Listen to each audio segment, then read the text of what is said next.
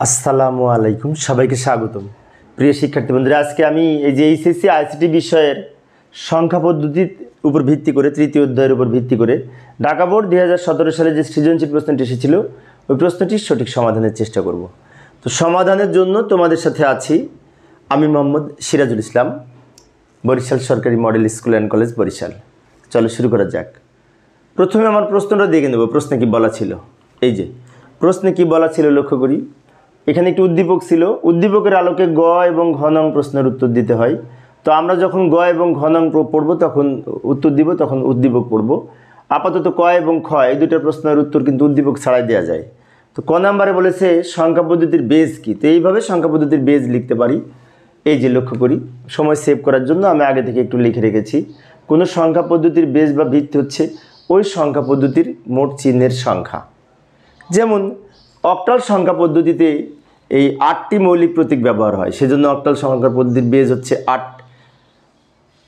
আবার এই যে 0 থেকে 7 পর্যন্ত মোট 8টি মৌলিক প্রতীক, সেজন্য অক্টাল সংখ্যার ভিত্তি হচ্ছে 8। বাইনারি সংখ্যার 2টা প্রতীক ব্যবহার হয়, তাই বাইনারি সংখ্যার ভিত্তি হচ্ছে 2। হেক্সাডেসিমাল সংখ্যায় 16টি প্রতীক ব্যবহার করা হয় মোট, তাই হেক্সাডেসিমাল সংখ্যার ভিত্তি হচ্ছে 16। আবার দশমিক সংখ্যায় 10টি মৌলিক প্রতীক, তাই দশমিক সংখ্যার ভিত্তি হচ্ছে 10। এবার আবার উদ্দীপকে ফিরে যাব। খ নাম্বারে কি বলেছিল? খ নাম্বারে বলেছে ইউনিকোডের পূর্বে সবচেয়ে বেশি ব্যবহৃত আলফা নিউমেরিক কোডটি ব্যাখ্যা করো। তো আলফা নিউমেরিক কোড বলতে যে কোড ব্যবহার করে অক্ষরও লেখা যায়, সংখ্যাও লেখা যায়, বিভিন্ন প্রতীক প্রকাশ করা যায়, তাকে আলফা নিউমেরিক কোড বলে। তো এইখানে ইউনিকোড তো বর্তমানে ব্যাপক হারে ব্যবহৃত হচ্ছে। এখন ইউনিকোডের পূর্বে সবচেয়ে বেশি ব্যবহার করা হতো, ইউনিকোড যখন ছিল না তখন ব্যবহার করা হতো ASCII code, ASCII ASCII code. এই যে আমি উত্তর এইভাবে লিখতে পারি। এই যে খ নং প্রশ্নের উত্তর এইভাবে আমরা উত্তর লিখতে পারি। ইউনিকোড প্রচলনের পূর্বে সবচেয়ে বেশি ব্যবহৃত আলফা নিউমেরিক কোডটি হলো অ্যাস্কি কোড। অ্যাস্কি এর পূর্ণরূপ হচ্ছে American standard code for information interchange, এবং অ্যাস্কি কোড সাধারণত একটি alphanumeric code. Alphanumeric code কি কিছুক্ষণ আগে বললাম, যে কোড ব্যবহার করে অক্ষর লেখা যায়, সংখ্যা প্রকাশ করা যায়, বিভিন্ন প্রতীক প্রকাশ করা যায়, সেগুলোকে বলা হয় আলফা নিউমেরিক কোড। তো অ্যাস্কি কোড একসময় ব্যাপক ব্যবহার করা হতো যখন ইউনিকোড ছিল না। আচ্ছা, অ্যাস্কি কোড সাধারণত এই 8 বিট বা 7 বিট দুই ধরনের হয়ে থাকে, এবং 7 বিটের অ্যাস্কি কোডের সাথে একটি প্যারিটি বিট যুক্ত করে 8 বিটের অ্যাস্কি কোড তৈরি হয়। তা আমরা এখন এই 8 বিটের অ্যাস্কি কোড ব্যবহার করে যদি কতটি সংখ্যা প্রকাশ করা যায় সেটা দেখতে চাই। তো এইভাবে লিখতে পারি, ASCII 8 কোডের মাধ্যমে 2^8 = 256টি চিহ্নকে প্রকাশ করা যায়। ASCII 8 কোডের মাধ্যমে 256টি প্রতীক প্রকাশ করা যায়। আরেকটা বিষয় দেখব, ASCII কোডের গঠনটা একটু দেখে নিব আমরা। 2 মার্কসের প্রশ্ন, তো সেজন্য একটু মোটামুটি এই পর্যন্ত লিখলে হবে। ASCII 8 কোডের গঠনে মোট 8টা বিট থাকে। তার মধ্যে প্রথম বিটটা হচ্ছে প্যারিটি বিট, পরের 3 বিট হচ্ছে জোন বিট, শেষের 4টি হচ্ছে সংখ্যা বিট, মোট 8 বিট। 8 বিটের মধ্যে এই যে আমি একটা উদাহরণ দিচ্ছি। মনে করি এর জন্য নির্ধারিত ASCII কোড হচ্ছে যে 65-র বাইনারি মান। এর জন্য ASCII কোড হচ্ছে যে 65-র বাইনারি মান। তো এইখানে মোট 8টা বিট আছে। তো বাম দিকের এই 0টা হচ্ছে প্যারিটি বিট, তারপরে পরের 3টা হচ্ছে, এই 3টা হচ্ছে জোন বিট, আর শেষের 4টা হচ্ছে সংখ্যাসূচক বিট। এটা হচ্ছে ASCII 8 কোডের গঠন। তো এইভাবে আমরা এই খ নম্বরের উত্তর দিতে পারি। এইবার আমরা উদ্দীপক পড়ব, কারণ উদ্দীপকের আলোকে এবার গ নং প্রশ্নের উত্তর দিব। গ নঙ্গে বলেছে উদ্দীপকে ছাত্রের বর্তমান শ্রেণীর রোল বাইনারি সংখ্যা পদ্ধতিতে প্রকাশ করো। তো বর্তমান শ্রেণীর রোল ছিল হচ্ছে 31। 31কে বাইনারি করব। 31 হচ্ছে দশমিক সংখ্যা, দশমিক থেকে বাইনারি আমরা সবাই পারি। তারপরে আমি দেখিয়ে দিচ্ছি। গ নং প্রশ্নের উত্তর, উদ্দীপকে বর্ণিত ছাত্রের বর্তমান রোল হচ্ছে 31, এর বাইনারিতে প্রকাশ করা হলো। এখন দশমিক হতে বাইনারি করার জন্য এই দশমিক সংখ্যাটিকে বারবার বাইনারি সংখ্যার বেস 2 দ্বারা ভাগ করব।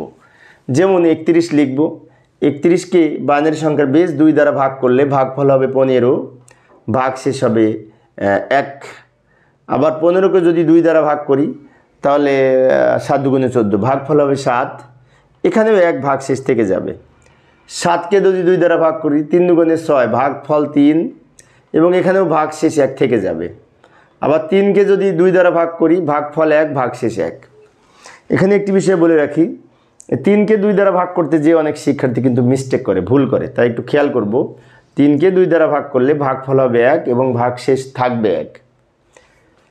এরপরে আবার এই 1কে 2 দ্বারা ভাগ করা যায় না, যখন দেখবো এটা ছোট এটা বড়, তখন ভাগফল হিসেবে যদি 0 লিখি তো এইখানে যেটি থাকবে সেটি ভাগ শেষ হিসেবে শেষে লিখব।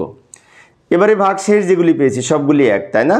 এগুলো নিচ থেকে উপরের দিকে যদি সাজিয়ে লিখি তাহলে আমরা প্রথমে যেটি লিখব বাম দিকে সেটিকে বলা হয় MSB, যার পূর্ণরূপ হচ্ছে মোস্ট সিগনিফিক্যান্ট বিট। সর্বডানে যেটি লিখব সেটিকে বলা হয় LSB, যার পূর্ণরূপ হচ্ছে লিস্ট সিগনিফিক্যান্ট বিট। তো লিখি, সাজায় লিখি। এই যে 31 প্রশ্নে ছিল 31 সমান এই সংখ্যাটি লিখেছি। এই 1 হচ্ছে এই 1, এরকম লিখতে লিখতে যে এই 1 সবার শেষে বসবে। এটা বাইনারি সংখ্যা, তাই ভিত্তি হিসেবে আমরা 2 লিখব।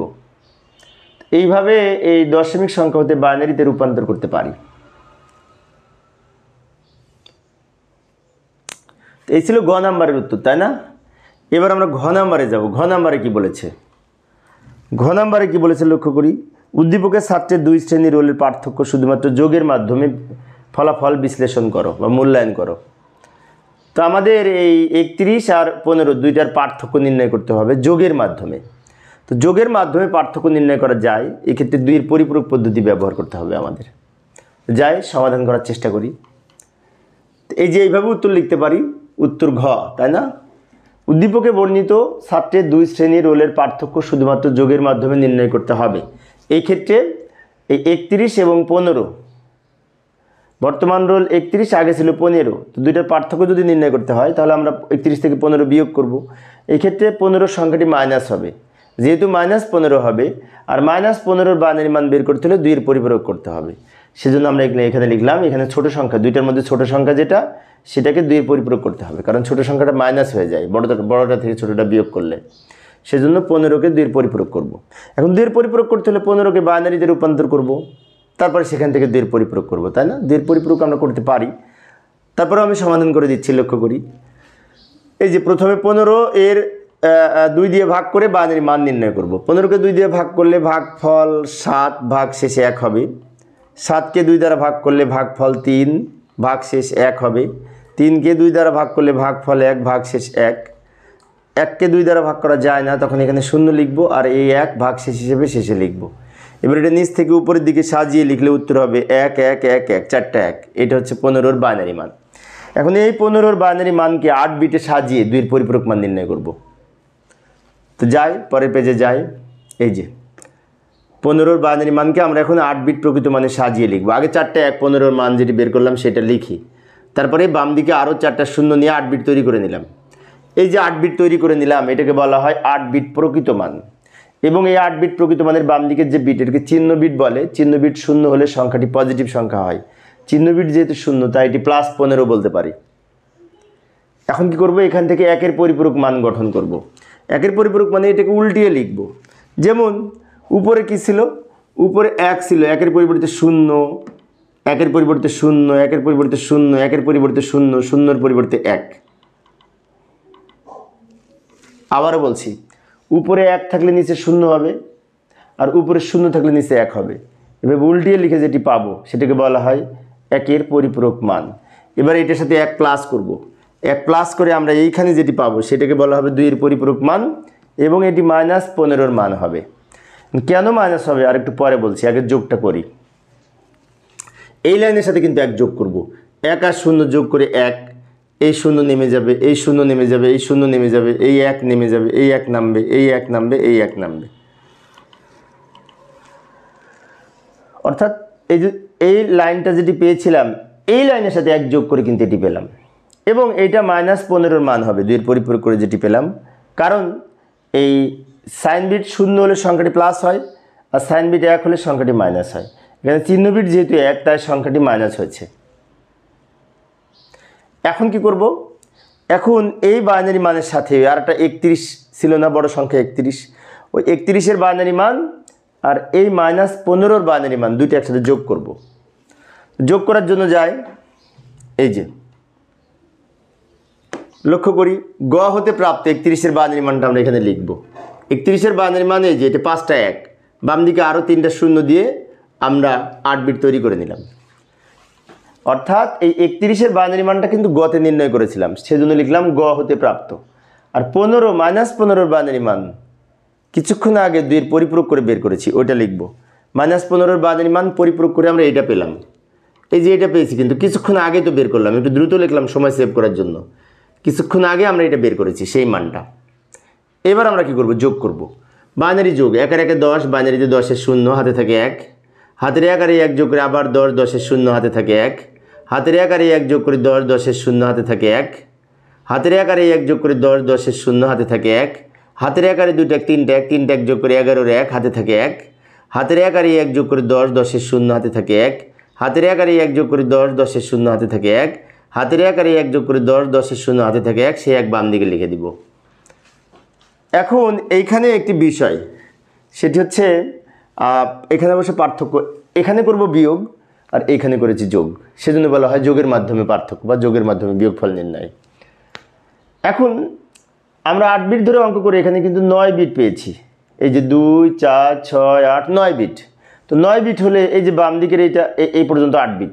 8 বিটের বাম দিকে যে বাইরের যে বিট, এটা ওভারফ্লো বা ক্যারি বিট। তো নিয়ম অনুযায়ী ক্যারি বিট বা ওভারফ্লো বাদ দিতে হয়, তাই আমরা এখানে লিখে দিব এইভাবে তীর চিহ্ন দিয়ে লিখে দিব ক্যারি বিট বিবেচনা করা হয় না, তাই বাদ যাবে। কারণ ক্যারি বিট যদি বাদ যায় তাহলে এখান থেকে যদি বাদ যায়, এখান থেকে উত্তর হলে বামের এই শূন্যগুলোর দাম নেই, তাই উত্তর হবে এইটা, 1-এর পরে 4টা শূন্য। তো এইভাবে আমরা একটু ব্যাখ্যা দিতে পারি, যেহেতু বলেছিল মন্তব্য দিতে। কি লিখব, যোগফলের এখানে ক্যারি বিট যদি বাদ যায় তো এটা সাইন বিট হয়। সাইন বিট যেহেতু 0, তাই সংখ্যাটি কিন্তু +16 বলতে পারি। এই 16 প্লাস না মাইনাস একটা ফ্যাক্টর, কারণ এই সাইন বিট দেখে বুঝতে পারবো প্লাস না মাইনাস। সাইন বিট যেহেতু 0, চিহ্ন বিট যেহেতু 0, এই 0, তাই সংখ্যাটি প্লাস সংখ্যা, এটি +16 বলতে পারি। এবং সবার শেষে আর একটু ব্যাখ্যা লিখব। কি ব্যাখ্যা লিখব, এক্ষেত্রে উদ্দীপকে ছাত্রটির ফলাফলের অবনতি হয়েছে, কারণ আগে ছিল 15, বর্তমানে হয়েছে 31, তার মানে কি রোল অবনতি হয়েছে, তাই ছাত্রটিকে ভালো ফলাফলের জন্য আরও পড়াশোনায় মনোযোগী হতে হবে। এই ব্যাখ্যাটুকু লিখে দিব, কারণ আমাদের প্রশ্নে বলেছিল যে ফলাফল বিশ্লেষণপূর্বক মতামত দাও, এরকম কথা বলেছিল, সেজন্য শেষের এই মতামতটা দিয়ে দিব। এইভাবে আমরা এই সমাধান করতে পারি। তো প্রিয় শিক্ষার্থী বন্ধুরা, এই ছিল আমার আজকের আলোচনার বিষয়। তো পরবর্তী ক্লাসে আমি আরও একটি বোর্ডের সমাধান করার চেষ্টা করব, দেখার আমন্ত্রণ রইল। খোদা হাফেজ।